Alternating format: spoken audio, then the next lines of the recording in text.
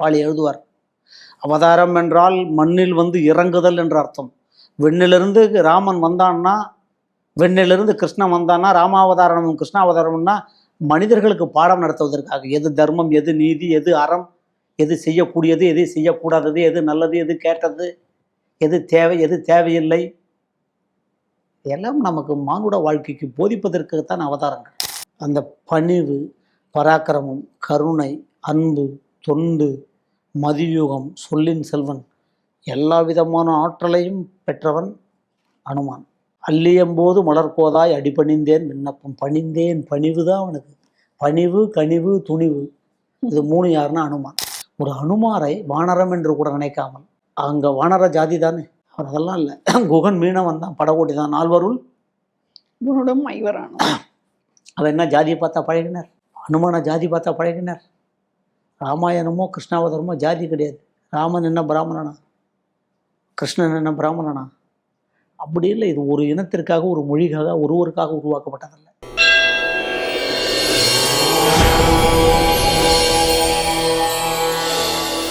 நம் ஆழ்வார்கள் இவங்கெல்லாம் பற்றி பேசும்பொழுது திருத்தொண்டர்கள் அப்படின்னு பார்க்கும்பொழுது அந்த தொண்டர்களுடைய வரிசையில் முதல்ல நமக்கு ஞாபகம் வருது அனுமார் தான்.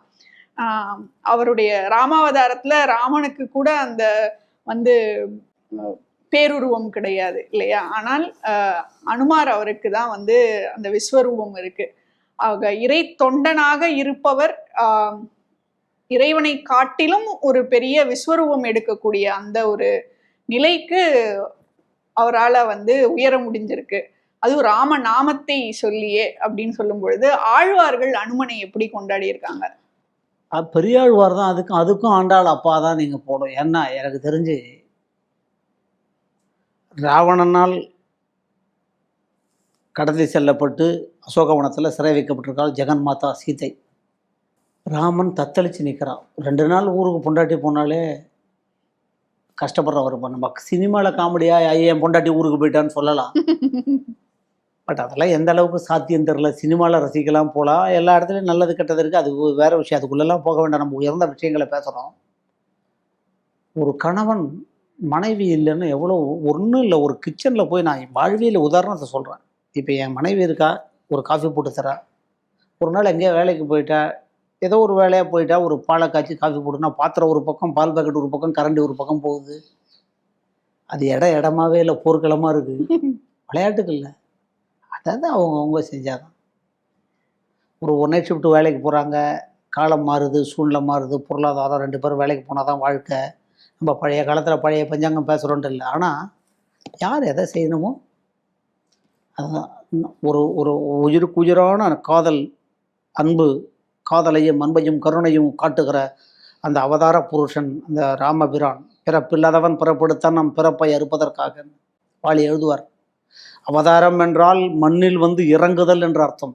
விண்ணிலிருந்து ராமன் வந்தான்னா, விண்ணிலிருந்து கிருஷ்ணன் வந்தான்னா, ராமாவதாரமும் கிருஷ்ணாவதாரம்னா மனிதர்களுக்கு பாடம் நடத்துவதற்காக. எது தர்மம், எது நீதி, எது அறம், எது செய்யக்கூடியது, எது செய்யக்கூடாதது, எது நல்லது, எது கேட்டது, எது தேவை, எது தேவையில்லை, எல்லாம் நமக்கு மானுட வாழ்க்கைக்கு போதிப்பதற்குத்தான் அவதாரங்கள்.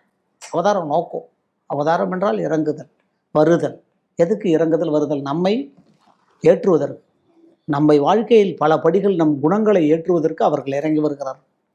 இப்படி தான் நம்ம எடுத்துக்கணும். ஆஞ்சநேயர் ஒரு 10 பாட்டு பாசுரங்கள், பெரியாழ்வார். அதில் ஒரு பாசுரம் படித்தாலே என்னால் அடுத்தது போக முடியல. அள்ளியம்போது மலர்கோதாய் அடிபணிந்தேன் விண்ணப்பம் சொல்லுகேன் கேட்டருளாய் துணை மலர்க்கன் மடமானே. அதாவது ஆஞ்சநேயரை அனுப்புகிறாங்க எல்லாரும் பேசி, சுக்ரீவன், ஜாம்பவான். முதல்ல போகவே மாட்டேன், ஆஞ்சநேயர் கிளம்புறார். அங்கே இங்கே போய் பார்த்துட்டு அசோகவனத்தில் பிராட்டி ஜெகன் மாதா வைதேகி விண்ணப்பன்றவருக்கு எத்தனை பேர் சீதாக்கு தான் போய் பார்க்குறார். பார்த்தா 10 மாதம் ஆயிடுச்சு, கணவன்கிட்டேருந்து எந்த செய்தியும் இல்லை. எல்லாம் அரக்கி திருசடை ஒண்டி தான் அங்கே அவளுக்கு ஒரு நம்பிக்கையாக இருக்கா. அங்கே எல்லா இடத்துலையும் ஒரு நல்லவன் இருப்பான்ல, அப்பயே கெட்டவன் அதிகமாகவும் நல்லவன் கம்மியாகவும் தான் இருக்கான்றது உலக தப்புக்கு இல்லை. திருசடை அந்த இடத்துல கூட திருசடை இருக்காளே, அங்கே தானே விபீஷணன் இருந்தான். வாலிக்கு தான் தம்பி சுக்ரீவன், அவன் நல்லவனா இல்லையா? விபீஷணன் ராவணனுடைய தம்பி தான், அவன் நல்லவனா இல்லையா? ஒரு மரத்தில் ஒரு கனி ஒரு மரக்கனி தான், ஒரு தாய் பிள்ளை தான், அப்படி நம்ம பார்க்கக்கூடாது. அங்கே அனுமார் போகிறார். பார்த்தா சீதை வந்து சொல்லவே முடியாத அந்த சோகத்தை. தன்னுடைய காதல் மணாளன் எப்போ வரப்போகிறான், நம்மளுடைய நாயகன் எப்போ வரப்போகிறான், நம்மளை எப்போ அழிச்சுன்னு போக போகிறான், இதெல்லாம் நடக்குமா நடக்காதா, அவநம்பிக்கையினுடைய உச்சத்தில் இருக்கா. ஏன்னா சூழ்நிலை அந்த மாதிரி இருக்கு. போகிறாரு.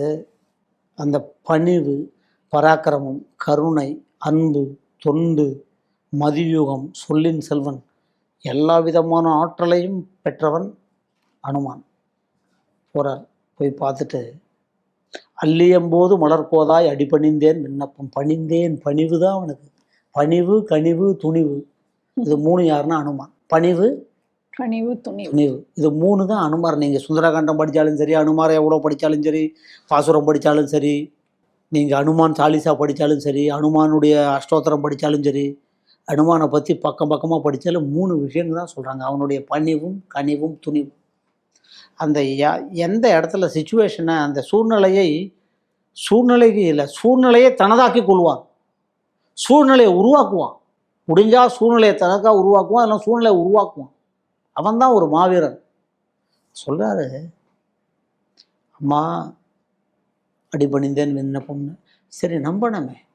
ராமனுக்கும் அனுமானுக்கும் உள்ள நட்பு, அந்தரங்கமான நட்பு, பெரியாழ்வார் மாதிரி யாரும் சொன்னதில்லை. கம்பர், வால்மீகி ராமாயணம், கம்பராமாயணம் எல்லாம் நான் படிச்சிருக்கேன் ஓரளவு. பெரியாழ்வார் அப்படியே ஜூஸ் ஆக்கி கொடுத்துட்டார். என்னென்னா, நட்புனா என்னடான்னா, கணவன் மனைவி கல்யாணம் ஆகுது, அவங்க சந்தோஷமாக இப்போல்லாம் ஊட்டி தேனிலவு போகிற மாதிரி சீதாவும் ராமனும் நல்ல ஒரு பௌர்ணமி பொழுது இரவில் ஒரு சோலையில் இருக்காங்க, தனிமையில். ராமன் சொல்ல இதெல்லாம் நம்பனாவ. ராவண ஆளா எவன் ஆளுன்னே தெரில, அவள் எத்த தின்னா பத்தந்தலேன்னு இருக்கா, அந்த மாதிரி இருக்கா. அப்போ அனுமார் போகிறாரு, ஒரு வார்த்தை சொல்கிறாரு, ஒரு பௌர்ணமி இரவில் ராமபிரானும் நீங்களும் தனிமையில் இருக்கிற பொழுது மல்லிகை மாமலை, மல்லிகை பூவை மலையாக ஆக்கினா எப்படி இருக்கு, அவ்வளோ பெரிய, அதில் ராமனை கட்டி வச்சிருக்கிய, அது ஒரு அடையாளம். அந்த சூடாமணி மோதிரத்தை கொண்டு கொடுக்கறதுக்கு முன்னாடி வெறும் மோதிரத்தை கொடுத்துட்டுனா ராமதூதன், ராமபக்த அனுமான், ராம நினச்சார்னு சொன்னால் எவன் நம்புவா. அப்புறம் சித்திரக்கூடத்தில் நீங்களும் ராமபிரானும் இருக்கும்பொழுது பரத நம்பி வந்து வேண்டாம், காட்டை விட்டு நாட்டுக்கு வந்துரு, அப்படி அது ஒரு அடையாளம். அப்புறம் இந்திரனுடைய மகன் ஜெயந்தன் உங்கள் மேல் காதல் கொண்டு காகமாக வந்து உங்களை சீண்டினானே, அது ஒரு அடையாளம்னு ஒன்றுன்னா சொல்கிறார். அப்போ ஒரு விஷயம் சொல்கிற என்ன நினைக்கிறான்னா, ஒரு அந்தரங்கமான உணர்வுகளை, நட்பை தாயிடம் பகிர்ந்துக்க முடியாது, பெற்ற தாயிடம் பகிர்ந்துக்க முடியாது. உலகத்திலேயே பெரிய உறவு தாய். தந்தையிடம் பகிர்ந்துக்க முடியாது, மனைவியிடம் பகிர்ந்துக்க முடியாது, கூட வேலை பார்க்குறவன்ட்ட பகிர்ந்துக்க முடியாது. உண்மையான நண்பன்ட்டு தான் பகிர்ந்துக்க முடியும். The true friendship, loyalty, trust the core அப்படிங்கிறாங்கல்ல. இதுக்கெல்லாம் அப்படியே இந்த 10 பாசுரத்தை படித்தா கண்ணில் தண்ணி வரும். ஒரு அனுமாரை வானரம் என்று கூட நினைக்காமல், அங்கே வானர ஜாதி தானே, அவர் அதெல்லாம் இல்லை. குகன் மீனவன் தான், படகோட்டி தான், 4 குணடும் ஐவரானும். அவன் என்ன ஜாதியை பார்த்தா பழகினார், அனுமான ஜாதி பார்த்தா பழகினார். ராமாயணமோ கிருஷ்ணாவதாரமோ ஜாதி கிடையாது. ராமன் என்ன பிராமணனா, கிருஷ்ணன் என்ன பிராமணனா, அப்படி இல்லை. இது ஒரு இனத்திற்காக, ஒரு மொழிக்காக, ஒருவருக்காக உருவாக்கப்பட்டதில்லை. இது உலகத்திலேயே மாபெரும் இதிகாசங்கள். உலகத்தில் 2 கண்ணுன்னா மகாபாரதம், ராமாயணம் தான். மூதரண்யர் ராஜாஜியை பற்றி இங்கே சொல்லணும் ஒரு வார்த்தை. ஏன் ராமாயணத்தை பற்றி நீங்கள் கேட்குறதுனால, அனுமனை பற்றி கேட்குறதுனால சொல்கிறேன். நான் இந்தியாவுக்கு கவர்னர் ஜெனரலாக இருந்தேன், வெஸ்ட் பெங்கால் கவர்னராக இருந்தேன், பிரிக்கப்படாத தமிழ்நாட்டினுடைய முதலமைச்சராக இருந்தேன். இதெல்லாம் அரசாங்க கெசட்டில் ஒரு புக்கில் இருக்கும். ராஜாஜி முதலமைச்சராக இருந்தார், காமராஜர் முதலமைச்சராக இருந்தார், பக்தவச்சலம் முதலமைச்சராக இருந்தார், அண்ணா முதலமைச்சராக இருந்தார், கலைஞர் கருணாநிதி முதலமைச்சராக இருந்தார், புரட்சித் தலைவர் எம்ஜிஆர் முதலமைச்சராக இருந்தார், ஜெயலலிதா முதலமைச்சராக இருந்தாங்கன்னு இப்படி வரும். அந்த மாதிரி ராஜாஜி கவர்னராக இருந்தார்னு வரும். ஆனால் என் காலத்துக்கு பிறகு நிற்கிறது 2 தான். நான் எழுதிய சக்கரவர்த்தி திருமகன் ராமாயணமும், நான் எழுதிய மகாபாரதம் வியாசர் விருந்தும் தான் எனக்கு பிறகும் காலத்தை வென்று நிற்கும்னர். யார் சொன்னார்? எல்டர் ஸ்டேட்ஸ்மேன் ராஜாஜி, மூதரண்யர் ராஜாஜி. அப்படி ராஜாஜியால், அந்த ராஜாஜி சொல்கிற எது நிலைக்கும் என்றால், என் காலத்திற்கு பிறகு இது நிலைக்கும் என்றால், மற்ற நான் வகித்த பதவிகள் எல்லாம் ஜஸ்ட் லெட்ஜரில் எழுதுவான். ஒரு ரெக்கார்டு இருக்கும். நீங்கள் எங்கேயாவது பெரிய அரசாங்க ஆஃபீஸ் போனால் இந்த டயத்தில் இந்த கலெக்டர் இருந்தார், ஒரு போர்டு பூரா இருக்கும் ஃபுல்லாக கலெக்டர் இருந்தாங்கன்னு சொல்லுவாங்க. அந்த மாதிரி ராமன் இல்லாமல் அந்த ராமனும் சீதையும் தனிப்பட்ட பொழுதில் எப்படி இருந்தார்கள் என்பதை ராமன் எவ்வளோ சொல்லியிருக்கணும். நானும் என் மனைவியும் தனிமையில் இருந்ததை ஒரு நண்பன்கிட்ட சொல்கிறான்னா அந்த நண்பன் எவ்வளோ யோகியதை உள்ளவனாக இருக்கணும், என்ன தகுதி உள்ளவனாக இருக்கணும், என்ன டிசர்விங் கேண்டிடேட் இருக்கணும். அப்போ அனுமனுடைய பராக்கிரமம் என்ன, இந்த மாதிரிலாம் சொல்லிகிட்டே போகலாம். அப்புறம் ஒரு விஷயம் என்னென்னா, திருக்குறுங்குடியை நீங்கள் சொன்னதுனால சொல்கிறேன். எங்கனையோ அன்னை மீர்கால் என்னை முனிவது நீர் நங்கள் கோல திருக்குறுங்குடி நம்பியை நான் கண்டபின் சங்கினோடும் நேமியோடும் தாமரை கண்களோடும் செங்கனி வாய் ஒன்றினோடும் செல்கின்றது என் நெஞ்சமே. என்ன சொல்கிறாருன்னா, அன்னை மீர்கால்னா ஒரு அன்னை இல்லை, 2 அன்னை. கிருஷ்ணனுக்கு பெற்றவள் தேவகி, வளர்த்தவள் யசோதை. எங்கனையோ அன்னை மீர்கால் அதை அப்படியே கொண்டு வரார் புளோரல். என்னை முனிவு நாயகி பாவத்தில் என்னை முனிவது நீர் யார், திருவாய்மொழி, அற்புதமான வேதம் தமிழ் செய்த மாறன் சடகோபன். இதெல்லாம் நம்மாழ்வாருடைய திருவாய்மொழியே திருவடி தான். இறைவனுடைய திருவடியை பெற்றுவதற்கு திருவாய்மொழியை விட்டால் வேற கதி கிடையாது. எங்கனையோ அன்னை மீர்கால் என்னை முனிவது நீர் நங்கள் கோல திருக்குறுங்குடி நம்பியை நான் கண்டபின் சங்கினோடும் நேமியோடும் தாமரை கண்களோடும் செங்கனி வாய் ஒன்றினோடும் செல்கின்றது என் நெஞ்சமே. நான் என்ன பண்ணுறது, அவன் என் நம்பிராயர் கழுத்தில் இருக்கிற அந்த கையில், நம்பிராயர் கையில் வச்சிருக்கிற சங்கு சக்கரம், அவனுடைய சங்கனி வாய், இதெல்லாம் இதோடையே என் போயிடுத்து. என் நெஞ்சு என்கிட்ட, என் மனசு என்னுடைய இல்லை.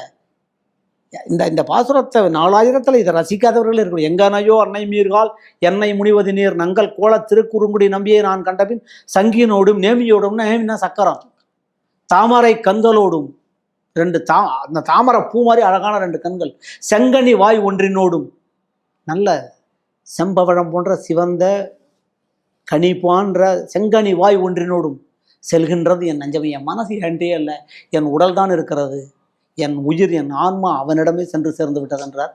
இது ரொம்ப சந்தோஷமான பல விஷயங்களை நம்ம பேசியிருக்கோம். தெய்வத்தமிழ் தான் நான் பேசி அத்தனையும் தெய்வத்தமிழ், ஆழ்வார்களுடைய பாசுரங்கள் தெய்வத்தமிழ். ஒன்று நீங்கள் சக்கரை மூட்டைகளை எந்த பிடி எடுத்தாலும் சக்கரை தான், கரும்பின் எந்த பாகத்தை சுவைத்தாலும் இனிப்பாக இருக்கும். அந்த மாதிரி ஆழ்வார்களுடைய பாசுரங்களை நீங்கள் எதை படித்தாலும் 17 ஆழ்வார்கள் எதை படித்தாலும் அது சிறப்பு தான். இப்படி ஒரு பாக்கியத்தை எனக்கு கொடுத்த தெய்வத்தமிழ் டிவிக்கு ரொம்ப நான் கடமைப்பட்டிருக்கேன். ரொம்ப நன்றி சார். அதாவது ஆழ்வார்கள் முதல் மூவர் அவங்களேருந்து சரி, நம்மாழ்வார், குறிப்பாக திருக்குறுங்குடி பற்றி நீங்கள் சொன்ன விஷயங்கள், அதே போல ஆண்டாளினுடைய அந்த அழகு, தமிழை எடுத்து சொன்ன அந்த அழகு, இது எல்லாமே நீங்கள் சொன்ன மாதிரி சர்க்கரை பந்தல்ல தேன் மாதிரி கேட்க கேட்க ரசிக்கக்கூடியதாக இருந்தது. இந்த ஆழ்வாரின் அமுத தமிழில் திளைப்பதற்கு இன்னும் ஒரு பாக்கியத்தை நமக்கு தெய்வத்தமிழ் டிவி வழங்கியிருக்கு அப்படின்னு தான் சொல்லணும். தொடர்ந்து உங்களோடு பேசியதில், தெய்வத்தமிழ் டிவி சார்பாக பேசியதில் எனக்கும் இதை கேட்கக்கூடிய நேயர்கள் சார்பாகவும் உங்களுக்கு மீண்டும் ஒரு முறை நன்றி சொல்லிக்கிறேன்.